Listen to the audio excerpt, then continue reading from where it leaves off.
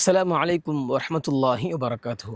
அன்பான தர்மி சகோதர சகோதரிகளே, ரசூலுல்லாஹி ஸல்லல்லாஹு அலைஹி வஸல்லம் அவர்கள் நரகத்தையும் சொர்க்கத்தையும் பற்றி சொன்னார்கள். வஹுஜுபத்தின் நாரு பிஷ்ஷஹ்வா, நரகம் மனோ இச்சைகளால் சூழப்பட்டிருக்கின்றது. ஒரு மனிதன் தன்னுடைய வாழ்க்கையில் மனோ இச்சைகளுக்கு பின்பற்றி பாவங்களை சம்பாதித்து அல்லாஹ்வுக்கு கட்டுப்படாமல் வாழ்ந்தால் நாளை மறுமையில் அவனுக்கு நரகம்தான். இதற்கேற்ப ஹுஜுபத்தில் ஜன்னத்து பில் மக்காரிஹி, சொர்க்கம் கஷ்டங்களால் சூழப்பட்டிருக்கின்றது. ரசூலுல்லாஹி ஸல்லல்லாஹு அலைஹி வஸல்லம் அவர்கள் நமக்கு காட்டி தந்த அந்த சுன்னத்தை தன்னுடைய வாழ்க்கையில் கொண்டு வரும் பொழுது அவனுக்கு கஷ்டமாக தான் இருக்கும்.